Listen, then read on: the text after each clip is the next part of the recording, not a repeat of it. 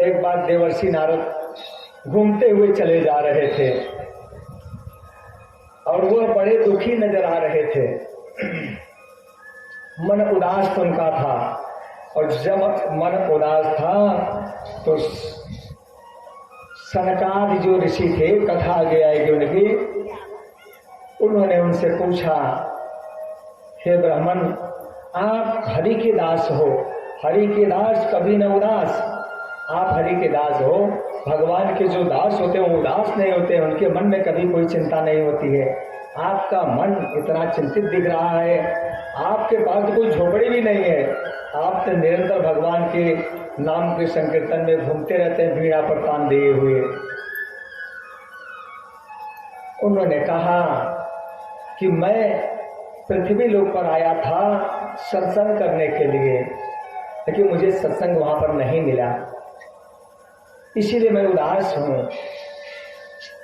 कहते हैं तो सत्संग आपको शहरों में थोड़ी मिलेगा, कहीं फिर कहाँ मिलेगा, कहीं तीर्थों में सत्संग मिलेगा भाई। तो नारद जी ने कहा तो मैं तीर्थों में गया था महाराज। कहीं कौन से तीर्थ में गए, कहीं पुष्करम च प्रयागम च काशीं गोदावरीं तथा हरिक्षेत्रम कुरुक्षेत्रम श्रीरंगम सेतुबंधनम। हम पुष्कर में गए, प्रयाग में गए, काशी गोदावरी हरिक्षेत्रम कुरुक्षेत्रम श्रीरंगम सेतुबंधनम, सेतुबंध रामेश्वर में गए। श्रीरंग किसे कहते हैं, कहेंगे बालाजी, बालाजी दक्षिण भारत में है ना। हम सभी तीर्थों में घूमते हुए आ रहे हैं। कहीं भैया जब घूमते हुए आ रहे हो तो वहां तुमने क्या देखा, क्या आपको वहां कुछ मिला नहीं, कहीं नहीं, वहां पर कुछ भी नहीं मिला। सारे पाखंडी जो लोग हैं वह तीर्थों में अपना अड्डा जमा रखे हैं, और उन पाखंडियों के कारण वहां का सार खत्म हो गया है। फिर मैंने सोचा कि चलिए तीर्थों में तो कुछ मिला नहीं, अब हम चलते हैं गृहस्थों के यहाँ। जब गृहस्थों के यहाँ आए महाराज तो वहां पर देख करके तो और खलबली मच गई। कहीं भैया वहां क्या तुमने देखा, कहते हैं वहां पर मैंने देखा कि तरुणे प्रभुतागे है श्याल को बुद्धिदायक कन्या विक्रयो लोभात दंपति नाम च कलगरम। वहां पर हमने देखा महाराज कि तरुणी प्रभुता गे है, स्त्रियों का साम्राज्य हो गया है, घर में चलता है। पहले तो पुरुषों का चलता था, आजकल स्त्रियों का चलने लगा है। तरुणी प्रभुता गे है श्याल को बुद्धिदायक, पहले बुद्धि देने वाले जो हमारे मंत्री हुआ करते थे, हमारे माता पिता, हमारे दादा या हमारे गुरुजन हुआ करते थे, लेकिन अब बदल गई ये स्थिति। कहीं श्याल को बुद्धिदायक, जो साले साहब होते हैं, साला बुद्धि देने वाला हुआ है। अब कोई बात परामर्श लेने की हो तो माई बाबू से मत पूछ, दादा से गुरु से मत पूछ, कहेंगे सारे से पूछो में बराबर, और सारी व्यवस्था तो आज ठीक कर दी है कि मैं नहीं कर रहा हूँ, ये नारद जी कर रहे हैं, इस भागवत महापुराण के महात्मा में कर रहे हैं। कहीं और क्या देखा, कहीं कन्या विक्रयो लोभात, लोग लोभवश वर और कन्या का क्रय विक्रय कर रहे हैं कि भैया हमारे बेटवा इंजीनियरिंग करे बा, हमारे बेटवा डॉक्टर बाबा 10 लाख को आयरन देते रहे, हम बियाह ना करा। कहे भैया एक मतलब तू 15 लाख देगा तब बियाह करब। अब वो नहीं कहेंगे आप दीजिए, क्योंकि मैंने किया नहीं 10 लाख में। तो वर कन्या का क्रय विक्रय हो रहा है। और पहले के जमाने में जो समधि हुआ करते थे, धी का मतलब बुद्धि होती है और सम का मतलब समान। हमारी आपकी बुद्धि जब समान हो तो वही समधि हुआ करते थे। जैसे भगवान राम के पिता दशरथ जी चक्रवर्ती सम्राट थे, ये सामान्य भक्त नहीं थे भगवान के, भगवान इनके पुत्र बन के आए हुए हैं। तो सामान्य व्यक्ति के यहाँ भगवान पुत्र बन के आएंगे, बहुत तपस्या रहेगी तभी आएंगे, बहुत धर्म रहेगा तब आएंगे। और जनक जी के यहाँ माता जानकी जो आदिशक्ति है वो आई हुई है, तो दोनों का जो विचार है वो एक है, तो दोनों समधि है। लेकिन आज भैया जहाँ सौदा पड़ जाए वही समधि, बुद्धि मिले या न मिले, विचार मिले या न मिले, सौदा पक्का होना चाहिए।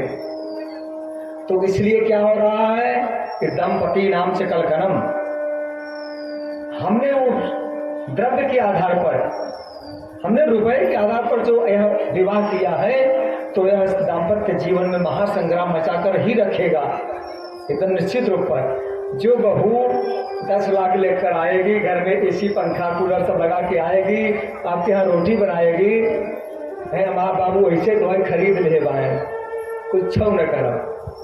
तो भैया यह बिना के दहेज की जो प्रथा है वह उसका उन्मूलन होना चाहिए, और हमें हमारे अनुरूप जो मिल जाए बिना दहेज की, और हमारे अनुरूप हमारा जो समधी हो, हमारी जो कन्या मेरे घर आने वाली है, उस अनुरूप विवाह करना चाहिए, तब तो सुख है।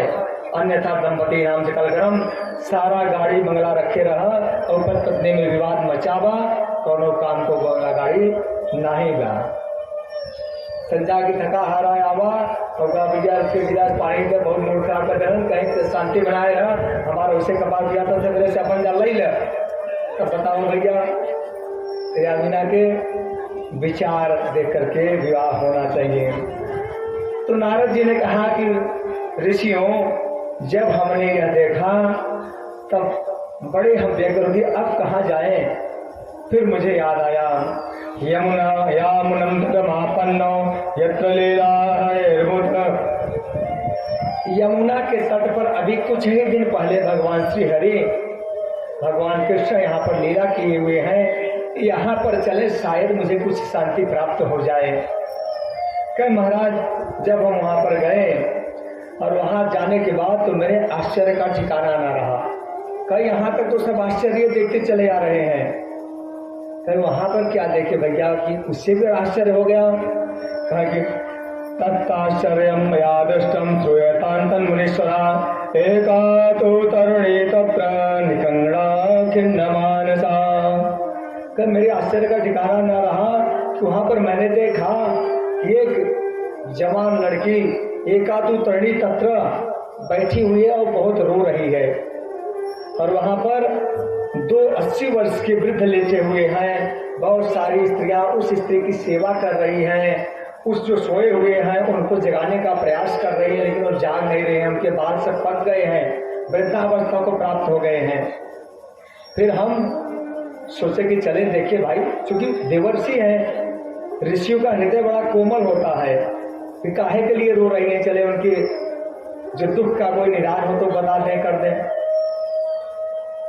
कहे हम जाने लगे, फिर मन में विचार आया कि केवल स्त्रियां बैठी हुई हैं और जो 2 लेटे हुए हैं वो तो अचेत हैं, मूर्छित हैं, वहां पर आना अच्छा नहीं है।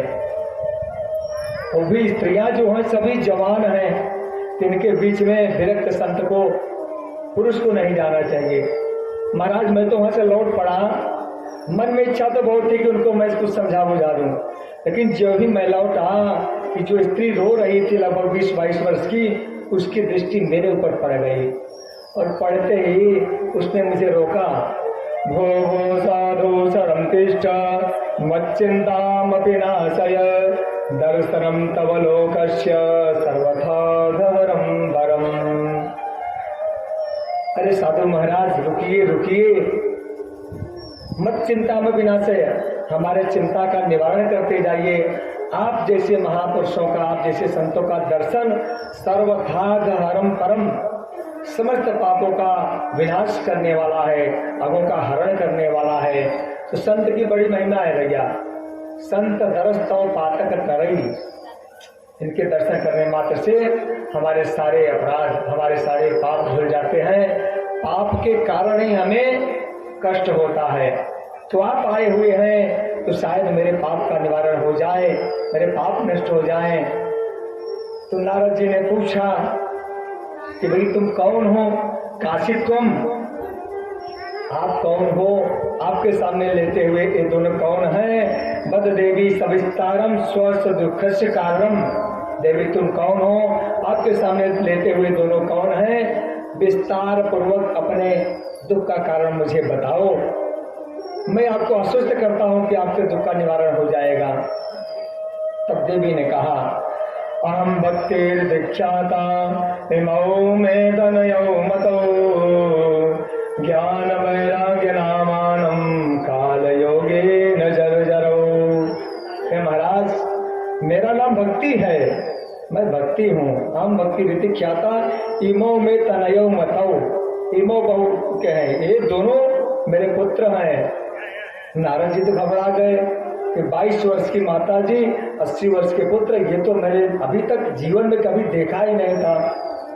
अरे कहे माता जी आपको तो पहचान गए, लेकिन ये इतने वृद्ध कैसे हो गए? मैया ने कहा कि काल योगी न जर जरो। महाराज काल का ऐसा चक्र घुमा कि वृद्ध तो माता को होना चाहिए, पुत्र को युवा होना चाहिए, लेकिन मेरे रहते ही मैं अभी जवान बनी हूँ, लेकिन मेरे बच्चे बूढ़े हो गए। कलयुग में यही देखने को आजकल मिल रहा है भैया कि पिता के सामने बड़ा दुर्भाग्य कभी कभी होता है कि पुत्र चला जाता है। तो ये कलयुग की घटना है, बात की नहीं है। भगवान कृष्ण के परम धाम जाने के बाद की ये कथा शुरू है। नारद जी ने कहा कि ये सब स्त्रियां कौन है जो आपकी सेवा कर रही हैं? तो कहते हैं कि ये सब गंगा आदि नदियां हैं जो हमारी सेवा कर रही हैं। क्योंकि मैं भगवान विष्णु की प्राणप्रिया हूँ, भक्ति मैया हूँ, इसलिए ये हमारी सेवा करती हैं। महाराज हम दक्षिण भारत में मैं पैदा हुई हूँ। दक्षिण भारत से बढ़ते हुए मैं गुजरात क्षेत्र में जब आई तो वहाँ पर मैं कुछ वृद्ध होने लगी, लेकिन वहां से जब घूमते हुए जब मैं यहाँ पर आई तो वृंदावन का संयोग होते ही तो मैं तो तरुणी हो गई फिर से। लेकिन यहाँ आने के बाद मेरे पुत्र एकदम जर्जर वृद्ध हो गए हैं, इन्हीं को जगाने का मैं उपाय कर रही हूँ। कोई उपाय हो तो आप करें। तो नारद जी ने कहा महाराज जी हम उस स्त्री की बात सुन करके हम कहा आप चिंता न करें, अगर मैं इनको पूर्ण रूप से स्वस्थ न कर दिया तो मैं हरि का दास नहीं। आपके सामने इन पुत्रों को मैं चैतन्य करूंगा और ये आप जैसे हो जाएंगे, युवा हो जाएंगे। नारद जी ने गायत्री मंत्र का घोष उनके कानों में किया, लेकिन वो थोड़े से चैतन्य हुए, पुनः सो गए।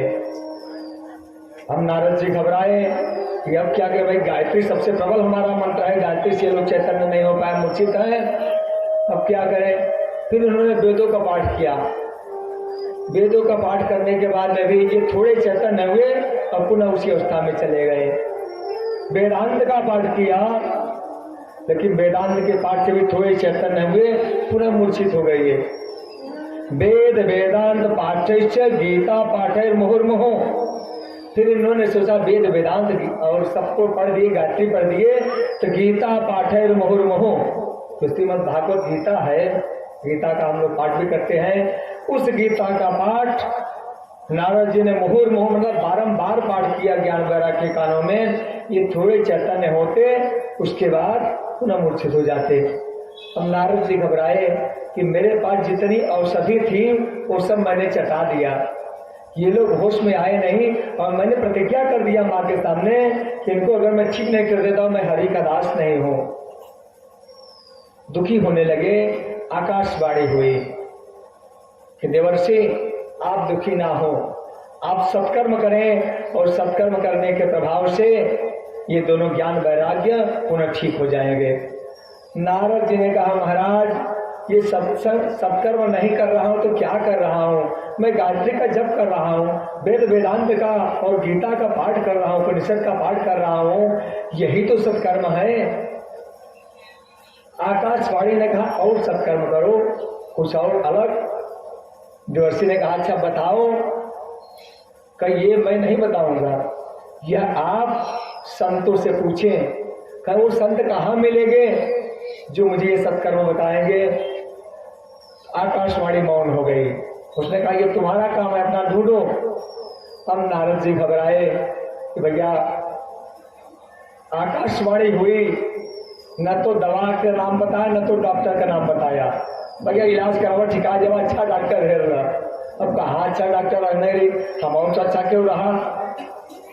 अब ये घूमने लगे और सभी से यही एक ही प्रश्न करते हैं कि सत्कर्म क्या है।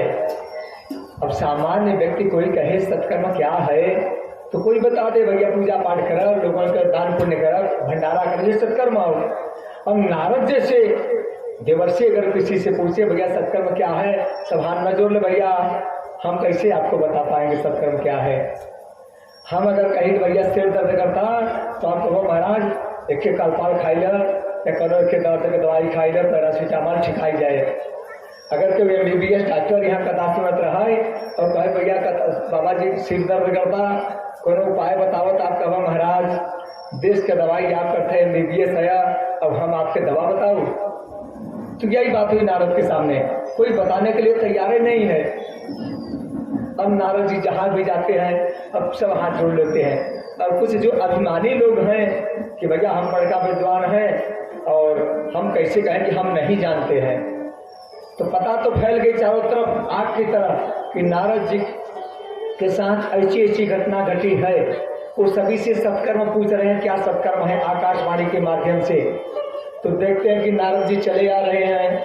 अब हम यहाँ का बड़का महंत हैं, तो अब सोचेंगे कि वो आएंगे तो मुझसे पूछेंगे मैं क्या बताऊंगा। तो इनसे कहेंगे भैया वो बाबा आ रहे हैं ना, उनसे बोल देना कि मेरा मौन व्रत चल रहा है, जब मौन खुलेगा तब बताना। मुखी भूतवा बन गए। अब आए, उसके महाराज सत्कर्म क्या है, तो चेले ने बताया कि ये अभी मौन चल रहा है महाराज जी का, 1 महीने बाद खुलेगा, फिर आना तब बताएंगे। और नारद जी को अभी प्रतिज्ञा की हम ठीक करें, बताइए क्या करें। तो नारद जी घूमते चले जा रहे थे, तो सनकादिकों से कहते यही मेरे दुख का कारण है, इसीलिए मैं उदास हूँ कि कहीं भी इसका निवारण नहीं मिल सका मुझे।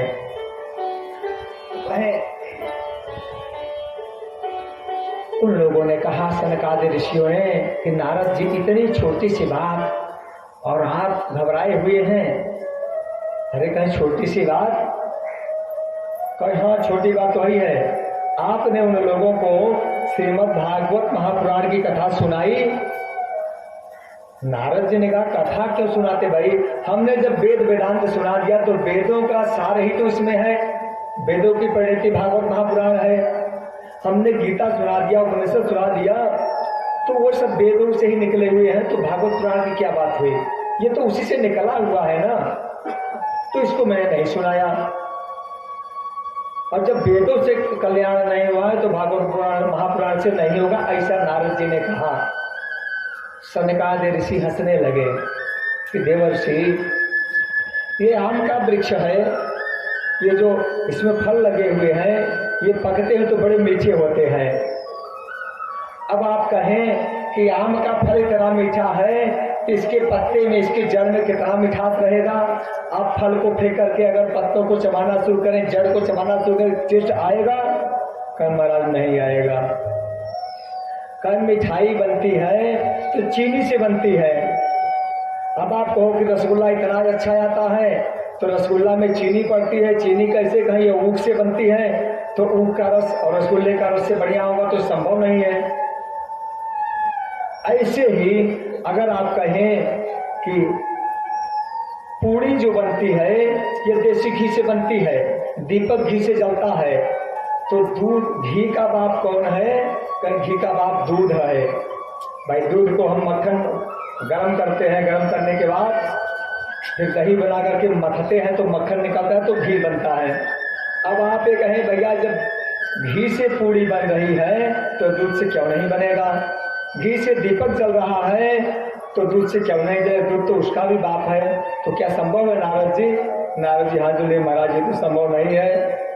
कहें तो यह जो वेद है यह कल्प वृक्ष है, वेद वृक्ष है, और यह जो भागवत रूपी यह फल है उसका पका पकाया फल है। ये अभी तो महात्मा चल रहा है। भागवत महापुराण के प्रथम स्कंद का 3रा श्लोक है। भागवत महापुराण की महिमा गाई गई है। निगम कल्पतरोर्गलितं फलम् सुखमुखादमृतं द्रव संयुतं पिबत भागवतं रसमालयं मुहुर्हो रसिका भवे भावुका। निगम करते हैं वेदों को, वेद रूपी वृक्ष का पका पकाया फल श्रीमद् भागवत महापुराण है। निगम कल्प तरो गलितम फलम, गलितम मतलब एकदम पूर्ण रूप से पकाया, आधा अधूरा नहीं पकाया। सुख मुखाद नितद्रव संयुतम, सुखदेव जैसे परमहंस के मुख के द्वारा अमृत स्वरूप हो गया है यह। सुखदेव जी ने इसमें चोट मार दिया है। फिर पिबवत भागवतम रसमालयम, ये रस का आलय है, रस का घर है, इसका पान करो। कितनी बार? मुहुर हो रसिका, बार बार इसका पान करना चाहिए, एक बार नहीं, जितनी बार पी सको पियो। कौन पिए? जो रसिक हैं, जो श्रद्धालु हैं, वो पिए।